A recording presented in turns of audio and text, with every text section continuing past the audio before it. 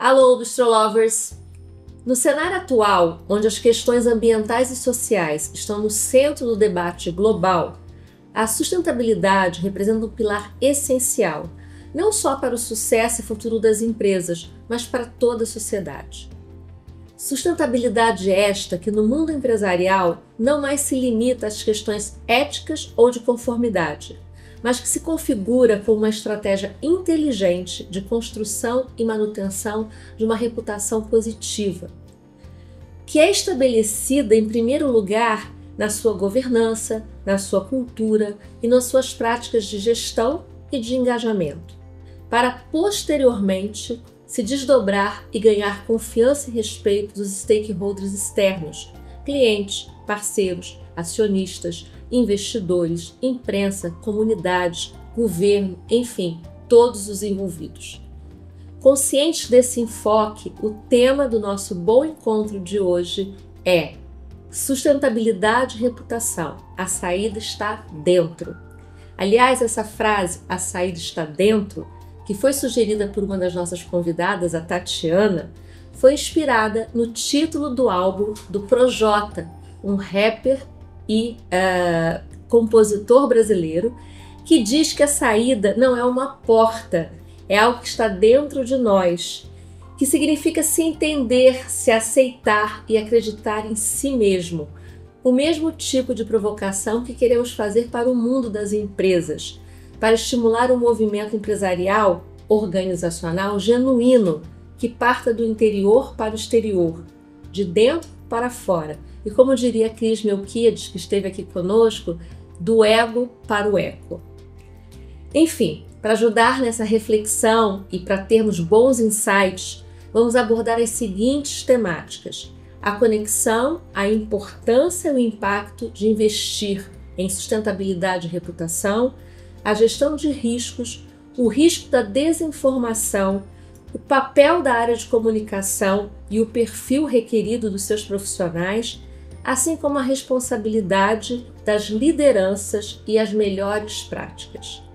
Bem, para começar, vamos às apresentações. Sou Deise Gomes, CEO do Carreira Bistrô, uma consultoria especializada em estratégias ágeis e integradas de cultura organizacional, educação corporativa e engajamento. E hoje recebo duas mulheres que, a partir das suas experiências e uma trajetória incrível de carreira, possuem contribuições significativas como executivas, como consultoras e docentes nas temáticas que vamos abordar. São elas: Carla de Mello, com quem tive a oportunidade de trabalhar na Vale, que respeito muito, admiro muito. Carla é Relações Públicas, com especialização em sustentabilidade pela Dom Cabral. Atualmente é Head de Reputação e Comunicação Corporativa da Firjan. Atua como professora da Escola Aberge para as temáticas de reputação, sustentabilidade e comunicação data-driven. É uma consultora associada ao grupo Caliber, e da We Plan Before, para os temas de reputação e ESG. E atua também como voluntária e mentora das ONGs Vai na Web e Gerando Falcões. Também ela é coautora do livro Mulheres ESG, da editora Líder. Aliás, ambas estão aqui nessa edição, que eu já convido todo mundo a dar uma olhadinha nisso aqui. E Tatiana Maia Lins, que eu tive o prazer de conhecer, uma ponte feita pelo Márcio Martins, que eu já estou encantada. Fundadora da Make Reputação e da revista Da Reputação. Atua como consultora para diversos setores e mentora de liderança C-Level e Board Members. É palestrante, professora na ESPM São Paulo, na Escola Aberge, na UNB, na FAAP, na USP, enfim, nas disciplinas relacionadas à gestão da reputação e ESG. É coautora do livro Reputação e Valor Compartilhado, Conversas com CEOs, que também está aqui, E também está, nesse aqui que eu acabei de dizer, que é esse livro maravilhoso, Mulheres e ESG. E ela também tem uma coisa interessantíssima, que ela é autora do Guia de Comunicação e Sustentabilidade, publicado pelo Conselho Empresarial Brasileiro para o Desenvolvimento Sustentável, CEBEDS, que eu também convido vocês a fazer download para dar uma olhadinha nisso. É isso. Aliás, no livro que eu entendi, que eu ganhei o livro aqui agora, conta a sua trajetória. Não é Esse isso? livro ele traz a trajetória de 31 mulheres que estão, né, como pioneiras nessa agenda Que é o ESG no mesmo. Brasil. Sim. Então é E isso. aí eu tenho a honra de estar com Carla nesse livro também. Maravilhoso. Queridas, olha, eu estou muito feliz, muito honrada, né, de recebê-las, porque acho que aqui é um espaço do diálogo, mas do aprendizado também, né? Então eu tenho certeza que sairemos daqui muito melhores do que chegamos, com a troca, com a inspiração, enfim, com a experiência que vocês trazem. Muito obrigada mesmo, feliz demais. Bem, para começar, né, eu sempre gosto de, porque a gente tem tantas pessoas nos assistindo e pessoas com diferentes perfis, eu acho que é sempre muito importante a gente contextualizar o que a gente está falando, né? E nessa pegada de contextualizar, eu queria muito que a gente pudesse explicar por que a gente está trazendo essa relação. E aí eu já passo para você, Carla, a pergunta, e, por favor, Tatiana, fique livre para comentar. Qual é a relação de sustentabilidade e reputação? E qual é a importância dessa correlação, dessa relação nos dias atuais para as empresas e para a sociedade? Essa pergunta eu acho que é super importante e primeiro agradecer novamente aqui o convite, uma surpresa maravilhosa de estar aqui com a Tatiana também, porque a gente tem essa jornada muito parecida da reputação e da sustentabilidade, porque como você falou, né, a saída está dentro e eu também falo de a reputação começa dentro de casa. E ao longo dos anos, as empresas que tinham um trabalho muito estruturado, que se propunham a fazer um serviço ou um atendimento à sociedade, olhava muito para dentro no sentido do pilar econômico, vamos dizer assim, produtivo daquilo que, né, do que deveria ser entregue.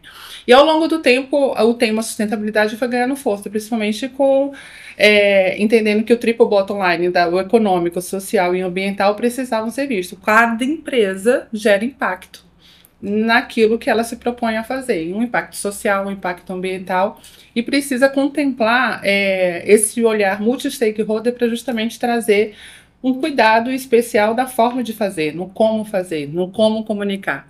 E aí você tendo coerência com isso, você obviamente conquista uma melhor reputação. Então, sustentabilidade, que é uma agenda posta no mundo com todas as cobranças, né, desses grandes institutos, da sociedade muito mais atenta e consciente com essas temáticas de mudança climática, de consumo consciente, de preservação, conservação, vai olhar para as empresas e o que você está fazendo para isso.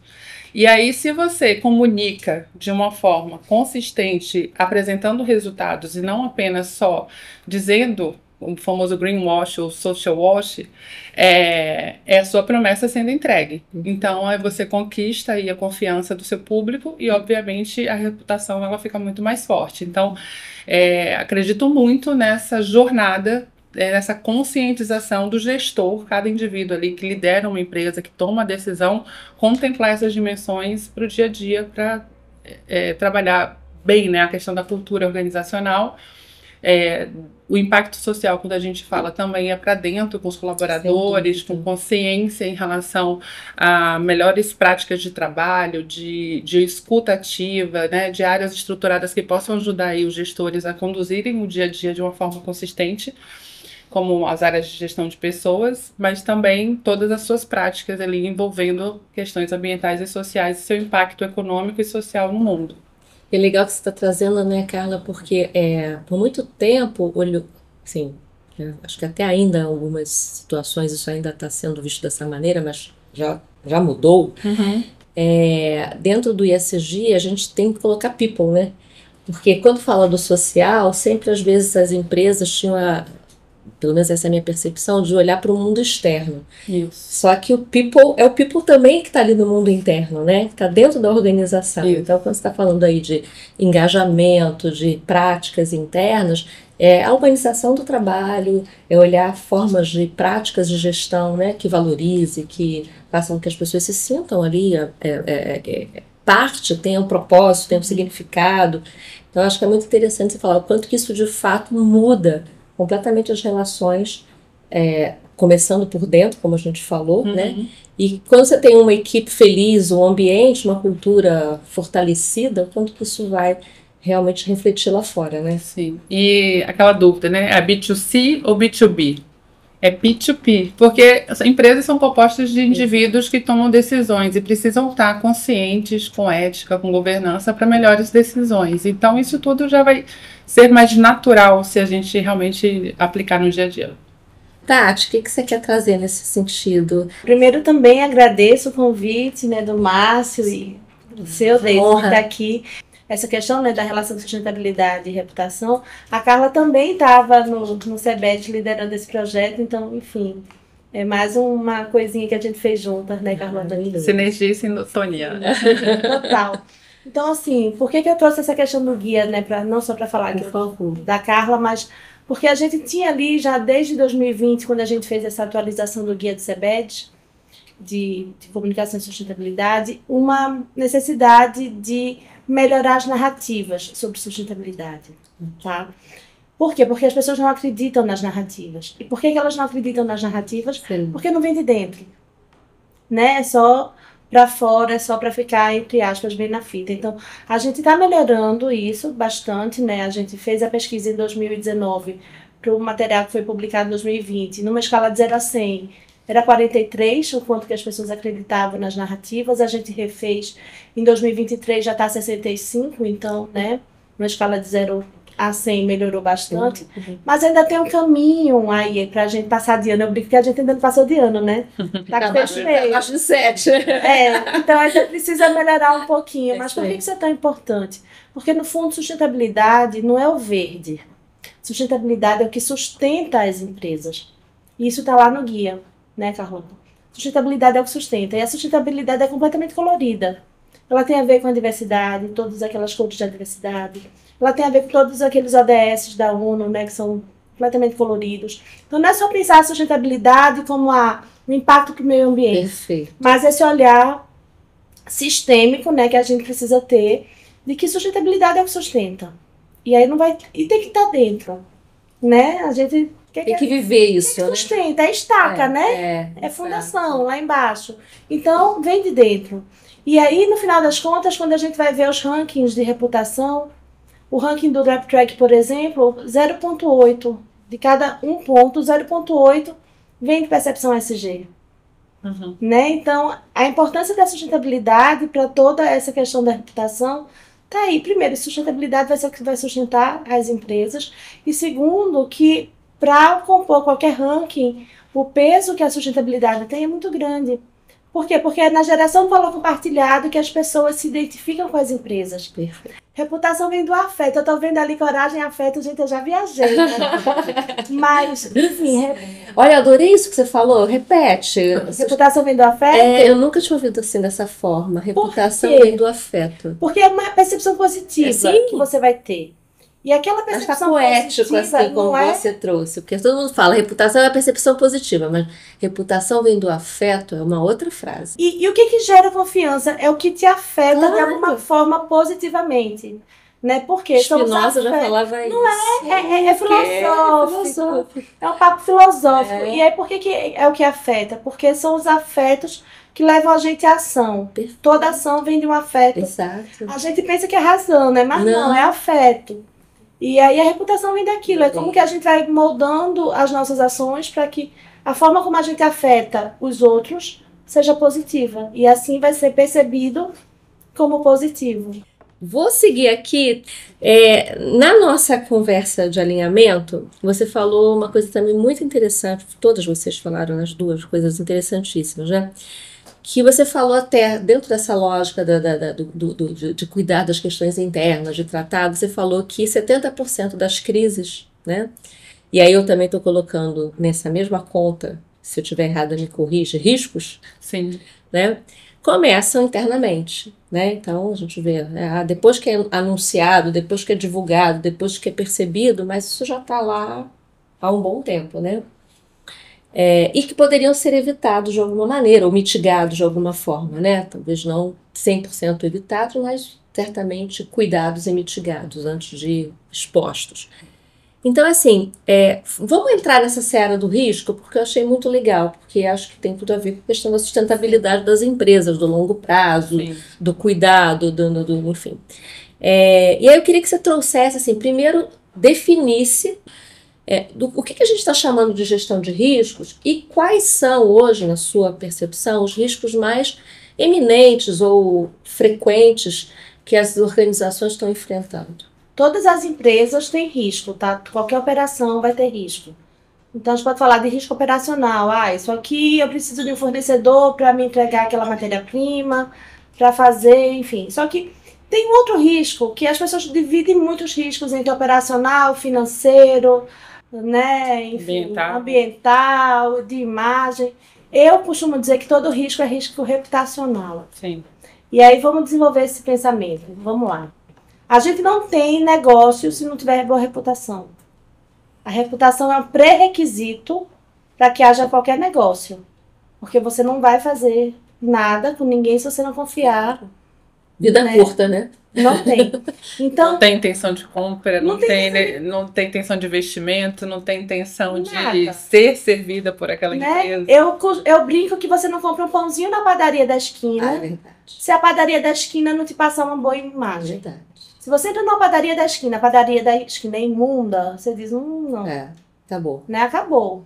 Então, assim, essa reputação, ela é um pré-requisito. Essa imagem positiva ali que vai te dar confiança para que haja negócio, ela é um pré-requisito. E aí a gente tem hoje essa divisão de risco em caixinhas, que para mim não faz sentido, porque todo risco é reputacional. O risco na operação impacta a reputação. O risco financeiro impacta na reputação. O risco de governança impacta a reputação. Então, todo risco, no final das contas, é um risco reputacional. Não só o risco de imagem, porque quando aquilo vem à tona, aquilo tem um impacto, tem uma... ali, né? Então, assim, a gente precisa ver o risco sobre essa perspectiva.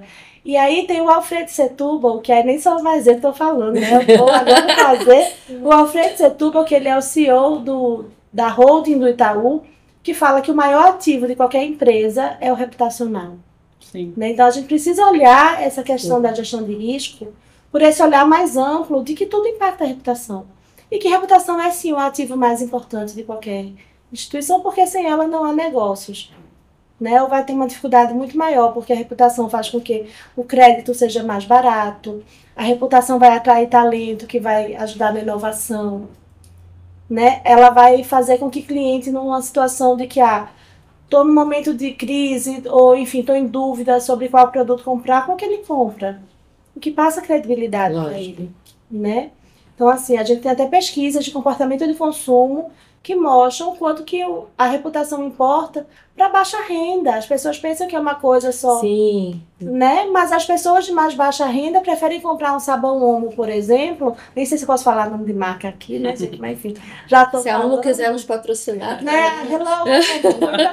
Porque acha que aquele vai ser um dinheiro bem gasto, sim, ela tem pouco que dinheiro acredita, para gastar. Que vai ser mais branca a roupa, que vai limpar melhor. Ela vai gastar se ela não entrega a promessa dela, ela perde credibilidade e reputação, né? Perde mercado, naturalmente. Então, a gente precisa olhar risco por esse viés de que todo risco é reputacional. Uhum. E aí você estava perguntando sobre os riscos mais recorrentes, né? O que tem? Em geral, eles vão para esses riscos, tá? Eles pensam em risco financeiro, eles pensam em risco de cadeia de fornecimento, né? Que agora a cadeia de fornecedores está realmente trazendo muitos problemas para as empresas. A gente vê trabalho escravo, né, todas essas questões, ou violência mesmo. A gente teve uma questão no Carrefour, que, enfim, a questão do Carrefour virou tema até do presidente da República.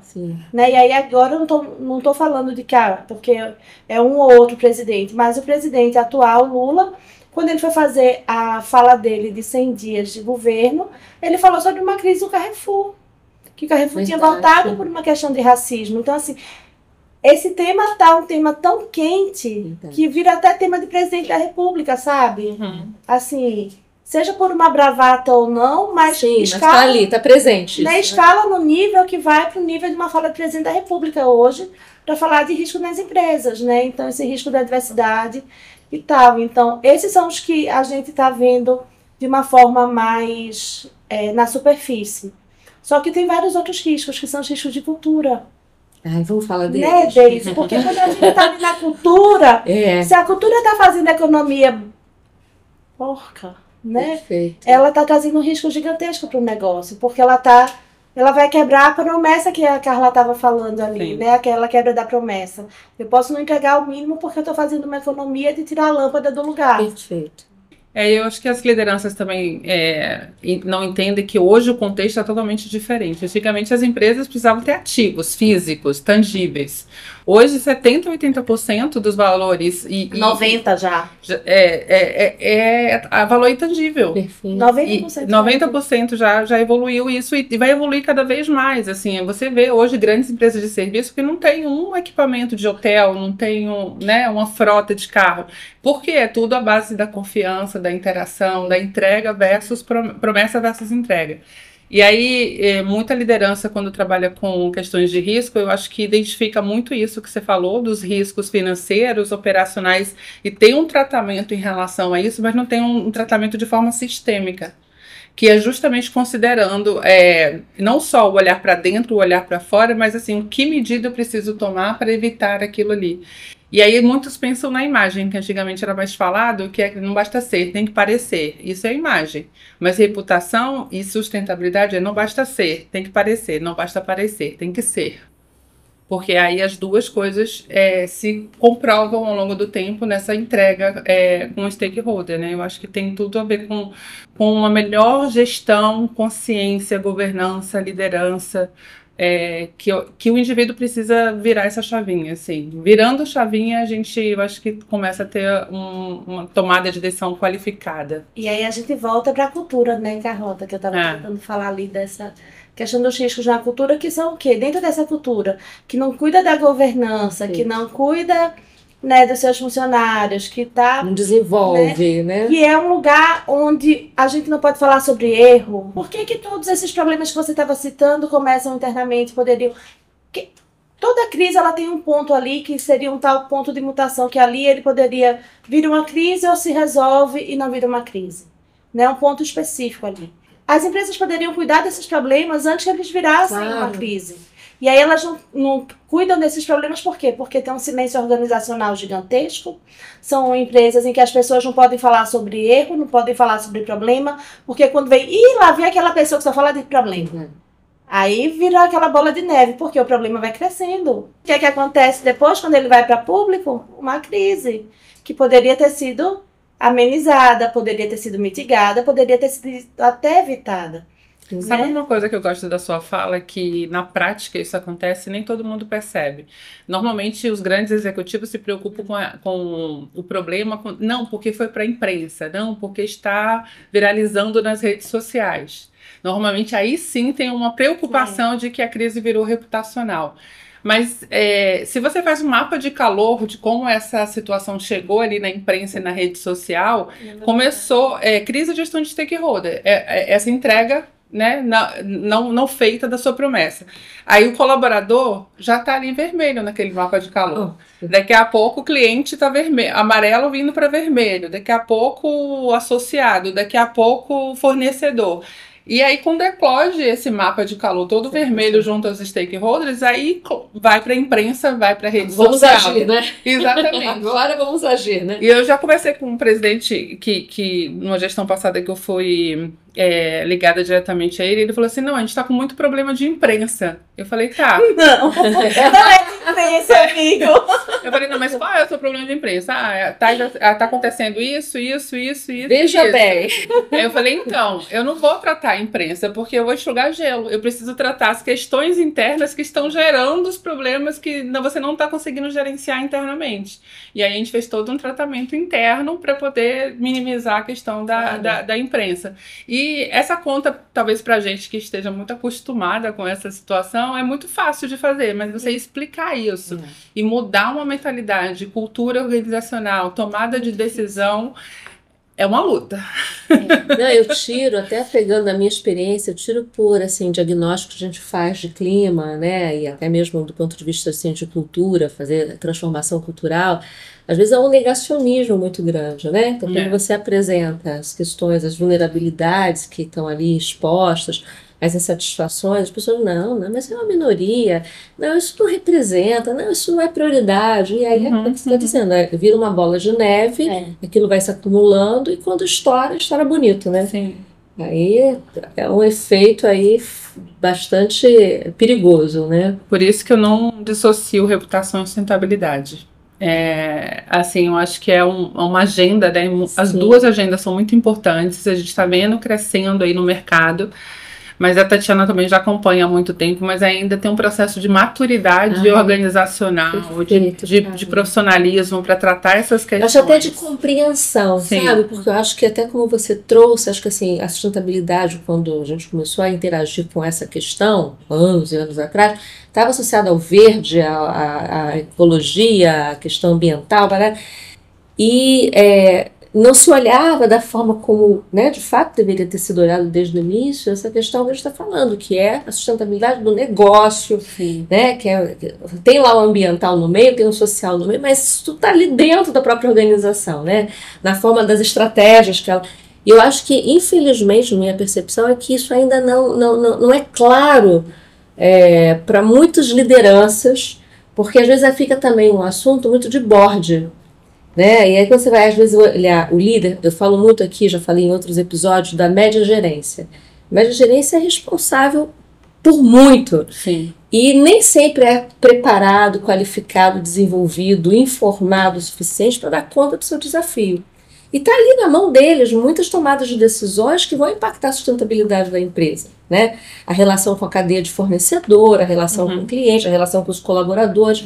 E aí você vê desastres, né, usando essa palavra, né, não sei se tem outra melhor, que acontecem no dia a dia que vai dar o resultado que vocês estão trazendo.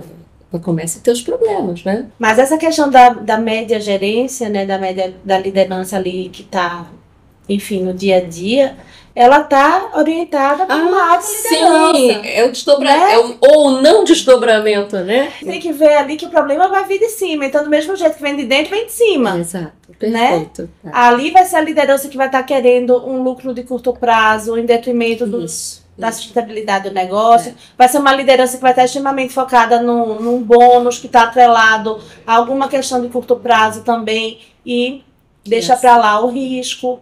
Né? A gente tem visto várias empresas aí com problemas grandes, né, na mídia, mas que a gente sabe que já estava muito antes dentro das empresas, porque tem uma liderança que está focada só no curto prazo, né? Então... A questão da liderança, né, da tomada de decisão, a gente ouve muito falar assim, não, mas já foi decidido. Isso, já chega. O que foi decidido? Mas assim, mas essa pessoa que decidiu, ela tinha todas as informações e perspectivas para qualificar, tudo bem escolher A ou B, mas às vezes não chega toda a informação para essa tomada de decisão.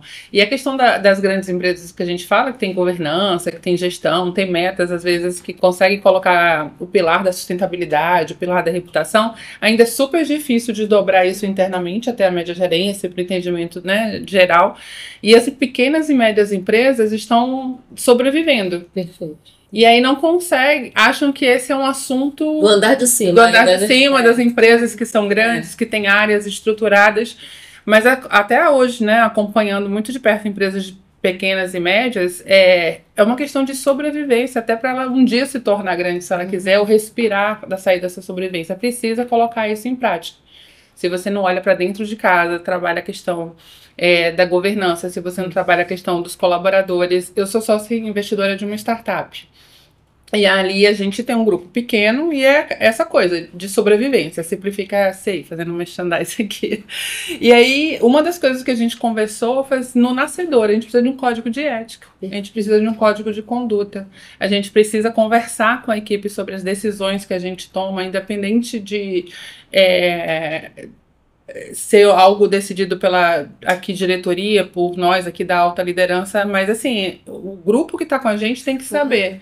E aí a comunicação para uma empresa pequena é muito mais simples, teoricamente, do que você precisa de estruturas e áreas de comunicação. Empresas de pequeno e médio porte é consciência e liderança comunicadora. E aí pode fazer isso independente de ter uma área estruturada de comunicação ou não. Uma prática, né? Não é o papel de uma área, uma prática. É buscar essas competências, né? Na pandemia ficou muito claro, a principal competência para a alta liderança foi comunicação, para passar por aquela situação de crise, né? E aí tem uma coisa interessante nesse livro aí das conversas com os CEOs, que é o quanto que isso está maduro nas grandes empresas, né? Porque aí, nesse livro, eu e a Elisa, que é a outra autora que escreveu comigo, a gente entrevistou 12 CEOs de empresas líderes em ESG e reputação no Brasil, em cada ramo. E entrevistamos também a Luísa Trajano como executiva de melhor reputação no Brasil há anos, né? 5 anos, 6 anos já. E aí, um grande achado do livro foi o quanto que esses CEOs, que o papel deles ali era mudar a cultura. Era renovar a cultura das empresas. Quando a gente foi perguntar para eles qual é o seu papel aqui, qual é o seu papel aqui, eles falavam em abertura de diálogo, né? E fazer com que a empresa fosse mais ágil, escuta. Então, assim, isso está maduro nas grandes empresas. E aí dá uma certa esperança de que elas puxem as outras, né? Pelo exemplo. Então, eu acho que eu vou ficar com o copo um pouquinho cheio. Também fico. Nem otimista, nem pessimista, esperançoso, né? Para mim, otimista é quando o problema existe, mas você encara ele e busca a solução. Exato. Só fazendo uma propaganda aqui bacana, que o livro traz os cases da 3M, Alpargatas, Ambev, Bayer, Gerdau, Google, Itaú Unibanco, Natura, Pfizer, Suzano, Toyota e Vivo, né? Excelente livro. É muito interessante, né? Inspiracional. Inspiracional de olhar práticas e assim, né? Os processos de transformação também, né? Parabéns pelo... Para a gente fechar essa questão de risco, eu queria, assim, de uma forma breve, que vocês trouxessem assim, quais são os passos para uma empresa, seja do tamanho que for, fundamentais para fazer uma gestão de risco? Como é que eu inicio uma gestão de riscos? A gente pode fazer um trabalho de trás para frente, né? Então, olha só, eu produzo esse copo. Para produzir esse copo, o que é que eu preciso? Desses insumos. Então, a gente pode fazer um processo de trás para frente para chegar e ir dividindo em todas as etapas. E ali a gente vai ter processos e a gente vai ver ali tudo que pode dar errado. E o que pode dar errado, como que a gente vai mitigar para que não dê errado, né? Essa é uma forma super simples de a gente pensar. Gestão de risco pode ser aplicada para todo mundo. Tem ISO também, sabe? Quem quiser ir atrás. Legal. Tem ISO que fala sobre risco, enfim. Mas basicamente é isso. Agora, o que eu acho que é bacana da gente fazer uma matriz de risco, né? E aí já falando sobre a matriz, é que a gente pense no risco, mas não só a gente fazendo internamente, mas ouvindo também os nossos stakeholders, né? Então, quando a gente escuta a nossa comunidade, por exemplo, a comunidade vai trazer riscos que a gente não sabia, ou que não necessariamente a gente estava tão alerta. E aí a gente faz uma matriz que vai cruzar probabilidade e impacto. Qual é a probabilidade daquilo acontecer e qual é o impacto para o negócio. O que tiver mais alto impacto e mais alta probabilidade são os que precisam de ação imediata, né? Mas isso não quer dizer que os outros riscos que estão com menor probabilidade ou menor impacto devam ser desconsiderados. A gente tem que continuar monitorando. Por quê? Primeiro, eles podem mudar de importância rapidamente por causa de um cenário externo e aquilo precisar de uma ação rápida, né? Mas também o nosso próprio negócio está sempre em evolução, então... Aquilo é bacana. Um aprendizado que eu tive nessa longa jornada é que mapeamento de risco é super importante. Poucas empresas fazem isso, mas até aquelas que fazem, é super importante priorizar, definir quais são seus planos de ação. E existe literatura de relatórios de grandes consultorias que falam quais são os principais riscos das empresas, de forma geral. Por exemplo, ataque cibernético. Está posto. Número 1, número 2, em termos de riscos reputacionais. Então, a empresa está investindo em segurança da informação, está fazendo um trabalho de cultura organizacional e fazendo campanhas de conscientização sobre segurança da informação e comportamento do colaborador, está cuidando de todos os seus processos transacionais, e aí você prioriza isso como investimento, e não só ficar pedindo para as áreas o que vai ser orçado, mas criar também uma cultura de tomada de decisão, de priorização de investimento a partir dos riscos mapeados. Se você não tem a metodologia, vai pelo simples, procura saber qual quais são os riscos que estão aí postos no mercado, nos relatórios diversos, e faz um depara para sua empresa. E prioriza isso. Ótima dica. A gente consegue fazer isso. Tem informação disponível para isso, né? Tem vídeo, gente, tem vídeo no YouTube que dá pra fazer. Eu já procurei para usar em sala, né? Tem vídeo no YouTube. Gestão de risco para dummies. Ele abre a tabela e mostra assim, ó, coluna 1, coluna 2, coluna 3, explica tudo direitinho. Eu acho importante a gente trazer, porque às vezes também tem um pouco disso. Não tenho recurso, não tenho equipe, não tenho área, não tenho... Mas tá aí, né? E assim, não faz um mapeamento de risco para colocar no papel, não. Coloca na tomada de decisão. Eu vou priorizar o orçamento desse ano para resolver esse risco. Claro. Aí você começa a caminhar. Já melhorou alguma coisa, né? E quando você fala de priorizar, até priorizar o que você vai atacar, né? Porque senão também você não tem mil frentes, né? Como é que... E tem uma coisa bacana nessa questão do priorizar, que às vezes você resolve um problema... Isso, em cascata. E aquilo resolve vários outros. Exatamente. Então, e, gente, problema a gente ouve de graça. A galera tá ali falando no saque pra gente quais são nossos problemas. Né? Não precisa nem pagar pesquisa cara, não. No saque. É verdade. Basta uma boa escuta, né? Basta uma boa escuta. Dentro de uma gestão de crise recente, a primeira regra que a gente sabe, né? Não prometa prazo que não saiba a comprovação de quando vai voltar a determinada situação. Você passa uma orientação para as áreas, tipo assim, não prometa, fala que está indisponível e que tão logo saibamos quando a situação vai ser resolvida, isso será automaticamente informado. E aí a gente reforçando a orientação, reforçando a orientação, reforçando a orientação. Aí vai para a rádio, um stakeholder reclamando que ia para o local, que perguntava, volte semana que vem, e não resolvia. Volte semana que vem, não resolvia. Estava mapeado isso. Então, por isso que eu falo, é risco e gestão. Sim. Tem que cumprir a promessa, não é só prometer, né? Então... A gente também precisa pensar no quanto de risco que a gente está trazendo para o nosso negócio sem necessidade. A gente vai fazer qualquer compra, a quantidade de dados que as pessoas pedem é absurda. Você vai ter que gerenciar aqueles dados todos, guardar aqueles dados todos. Você às vezes está trazendo risco para o seu negócio sem necessidade. Sim. Perfeito. Né? Então, qual é a necessidade de eu ter tantos dados aqui das pessoas que eu vou estar mais vulnerável para um ataque, né, para roubo de informações? Então, esse pensamento... Eu até, entrando nessa questão, né, de dados, de informação, vem aqui um link com a desinformação. E também foi um outro papo que a gente teve no nosso alinhamento, que vocês trouxeram a questão, né, de um dos riscos que foi apontado no World Economic Forum Global Risk Report desse ano, que o maior risco a curto prazo que a gente vive decorre da desinformação ou da informação errada, né? E que isso certamente traz complicações para o negócio, para as pessoas, para o engajamento e por aí vai, né? Do que a gente falou, seja dentro da organização ou fora da organização. E aí, frente a isso, né, vocês são especialistas de comunicação, né? Então eu queria entrar agora na seara da comunicação.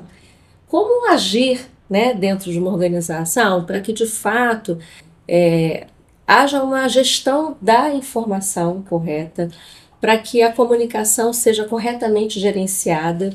E aí eu queria envolver nessa pergunta a questão das redes sociais, a questão, né, do volume de informação que as pessoas recebem, que nem sempre são verdadeiras, factíveis, né? Então, assim, pensando agora a própria, não só a área de comunicação, mas o processo de comunicação dentro das empresas. Eu imagino que hoje é um desafio enorme, né? Me coloco assim empaticamente no papel de quem está vivendo isso. Como tem sido e quais são as dicas que vocês têm para que esse processo seja menos traumático ou menos difícil para favorecer a comunicação interna? Eu acho que nesse cenário a gente só pode ter uma certeza: a gente vai cair numa crise. É questão de tempo, né? Mas dia menos dia vai acontecer alguma coisa. Principalmente nesse cenário que está crescendo tanto o uso da inteligência artificial, né, Deise? O Brasil está entre os países com mais alto nível ali de não saber identificar o que é uma informação. Perfeito. E a gente já tem isso culturalmente muito forte, a gente já propaga bastante, e a gente agora tem a inteligência artificial aumentando tudo isso, todo esse risco, porque a gente tem já aquelas deepfakes, né, feitas ali com inteligência artificial, que colocam palavras na boca de outras pessoas. Né? Então não tem mais nem a voz dela. Então não tem nem mais aquele eu preciso ver para crer, porque agora você vê e você não sabe se é verdade ou se é mentira. Isso. Né? Então como que a gente lida com esse cenário? É um cenário extremamente complexo, que estamos aprendendo ainda a lidar com ele. Eu acho que o que a gente pode fazer ali é ter um bom fluxo de informação para que todas as pessoas tenham a informação verdadeira. Porque quando as pessoas têm a informação verdadeira e elas recebem a informação falsa, elas têm, elas vão ter um senso crítico. Né? Elas vão estranhar. Então, a gente precisa ter um fluxo de informação, que as pessoas tenham a informação verdadeira. Mas sabe por que eu estou trazendo isso assim, com tanta preocupação? Porque, assim, da minha parte, né, da minha atuação, todos os levantamentos, o diagnóstico que a gente faz, aí voltando para a cultura, comunicação é um eixo. Né? Então, assim, de 10 diagnósticos que você faz, 10 comunicação está no topo. Se não é o primeiro ou o segundo, se não é sempre é quase o primeiro. E aí isso está atribuído exatamente isso, a falta de informação, desinformação, e muito assim da qualidade da própria gestão, né? Que omite, né? Que não é transparente. Não tem transparência, segura a informação mais do que o necessário, evita das más notícias, né? E por aí vai, né? Então, por isso que eu acho que assim, tá muito pior hoje, né? Porque a informação, se já não vinha por dentro, ela vai vir de fora de qualquer maneira. E aí eu vou ter uma informação, às vezes, deturpada, que não é correta.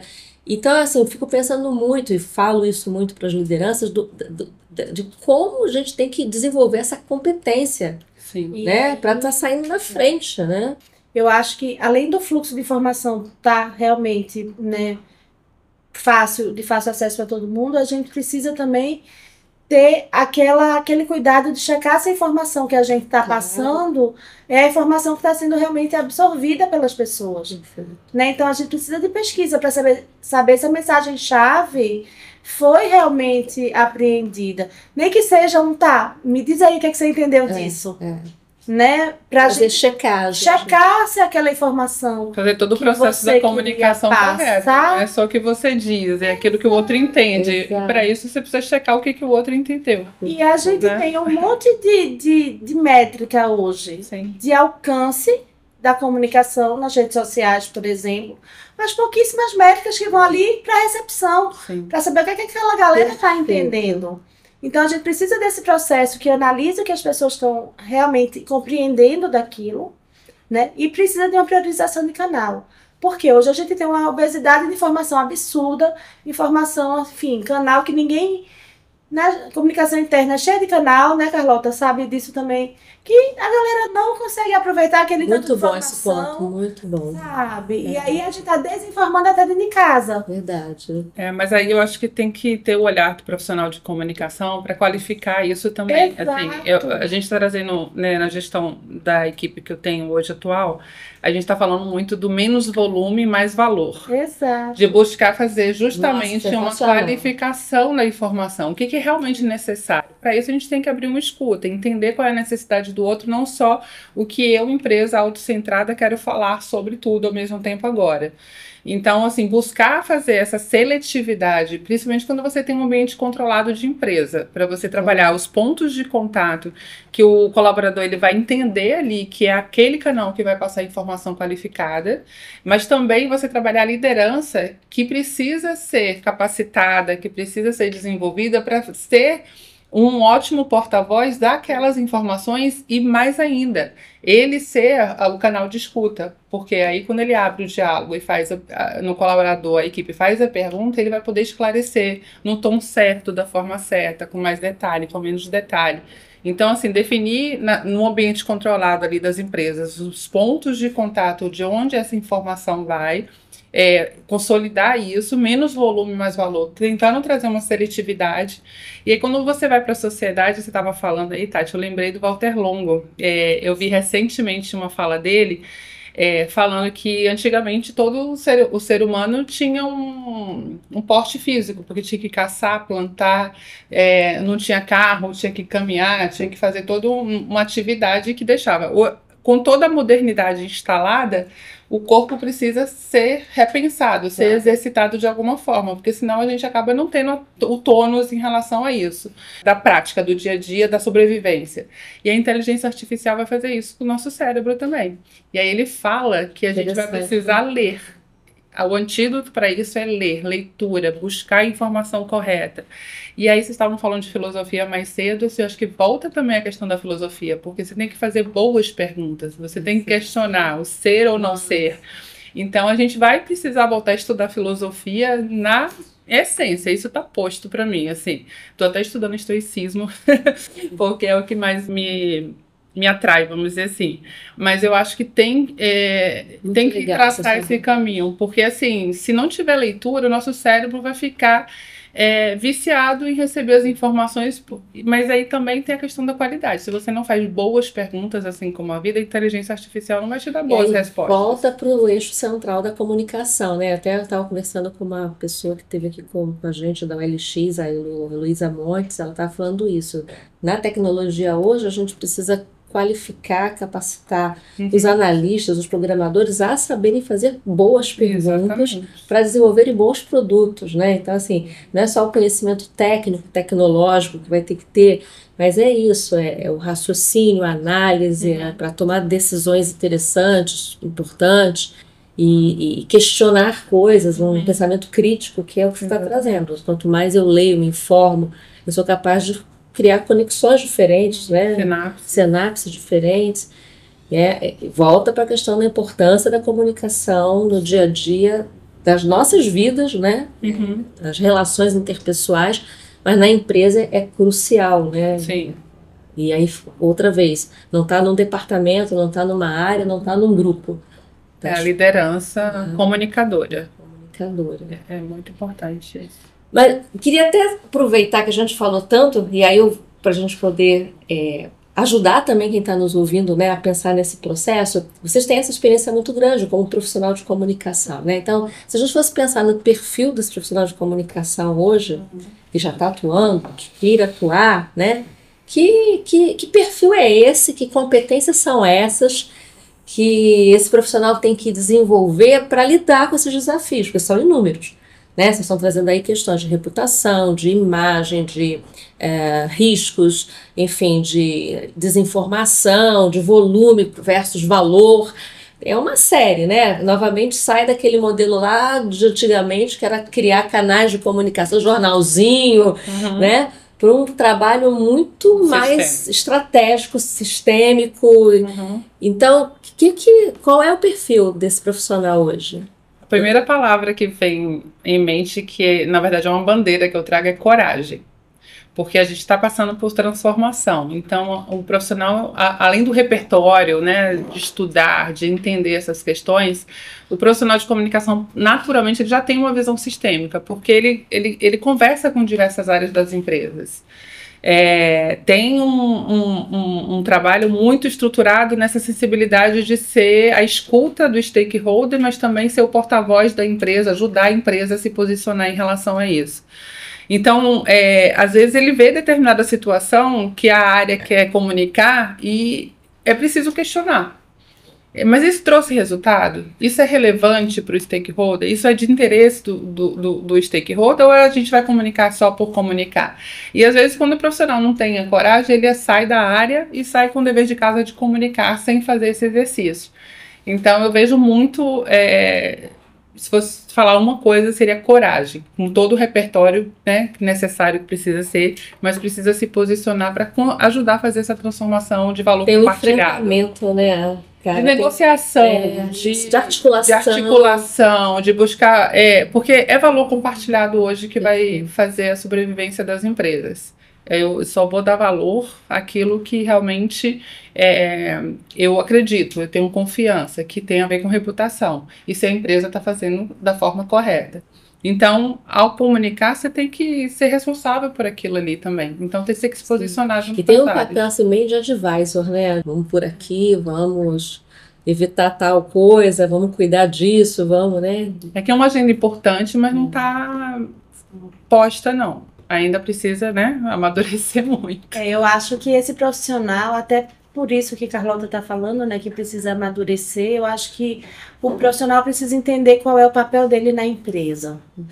E nem assim, não acho que necessariamente todos os profissionais de comunicação já entenderam a importância da reputação para as empresas. Isso. Ou para qualquer negócio. Então, se ele entender que ali, se foi dado a ele a função de gerenciar a reputação, gente, isso é loucura. Porque a reputação não está só na mão de quem comunica. Né? Mas ele é o mediador, né? Exato. Ele é a pessoa que está ali, enfim, que vai escutar, que vai trazer, que vai pensar em possibilidades. Então, ele pode ser o guardião daquelas métricas, mas não necessariamente ele é o dono daquela responsabilidade. Sim. Né? Ele pode ser o guardião das métricas. Isso. Mas não... Então, assim, ele precisa entender qual é o papel da reputação na empresa. Porque quando ele entende que ele é realmente tão estratégico, ele vai ter a coragem que você falou, ele vai ter a visão do negócio. Ele precisa entender do negócio onde ele está. Sim. Né? Então, assim, a gente está falando de coragem, a gente está falando disso tudo, mas a gente vê, às vezes, profissionais que não conhecem o setor onde atuam. Como é que você pode ser estratégico? Como é que você pode ser advisor num setor que você não conhece? É mais complicado, então assim... Tem que ter um olhar pro lado de fora enorme, tem né? que ter curiosidade, É. tem que gostar de escutar, tem que gostar de gente. Não dá pra pensar que você vai fazer comunicação ou reputação sentado na sua mesa, no seu laptop. Não. Você tem que engajar com o stakeholder, você tem que ir pro mundo, você tem que ouvir, vá a campo. Faz de conta que você é um cliente oculto, entre numa loja, sabe? Vá conhecer o seu negócio, porque assim você pode ser mais estratégico, né? Sim. E se a gente fosse falar das lideranças, do ponto de vista também do papel hoje, frente a esses desafios que vocês traçaram, que pontos que vocês levantam do ponto de vista de desenvolvimento das lideranças? Eu acho que a gente vai precisar de uma liderança cada vez mais humanizada, né? Uma liderança que entenda que, olha, negócios são feitos com pessoas e para pessoas. A gente volta pro P2P, B2B, né? Porque se a gente está vendo ali uma liderança que só está focado em número, a gente precisa de lideranças cada vez mais humanizadas, porque é aquele tempo da liderança, do manda que, né? Comando e controle, né? Manda quem pode, obedece quem tem juízo. Acabou, velho. Aquilo ali acabou. Isso aí. Não acabou não, tá? Carlota, não acabou, porque o povo pensa que não acabou. Mas o motivo que acabou é que isso daí é a galera que tá se segurando no cargo. É isso aí. Porque, enfim, a gente sabe que o poder é uma coisa, né? Enquanto eles tiverem poder, eles vão se segurar no cargo. Mas é uma coisa que o mundo... Mas tá disruptivo isso. Na verdade, não vai existir mais, assim. Mas, assim, eu tinha uma ilusão, confesso a vocês, assim, que o mundo tinha evoluído junto com os meus aprendizados, assim. Tava meio numa bolha, assim, entendendo que o RH maravilhoso, eu estava desenvolvendo a liderança, que as coisas estavam evoluindo, mas aí você tem uma maturidade organizacional e maturidade profissional, e as pessoas são muito, eu percebo muito, assim, o medo de perder o emprego. Se o profissional ele entende que ele está ali para fazer uma contribuição, essas amarras elas vão começar a serem naturalmente dissipadas, assim.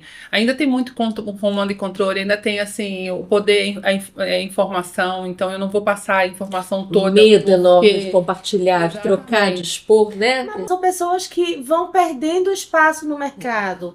São lideranças que elas vão cada vez ter mais dificuldade de se recolocar em outros lugares. Sim. Olha, Tati, eu sou otimista, mas...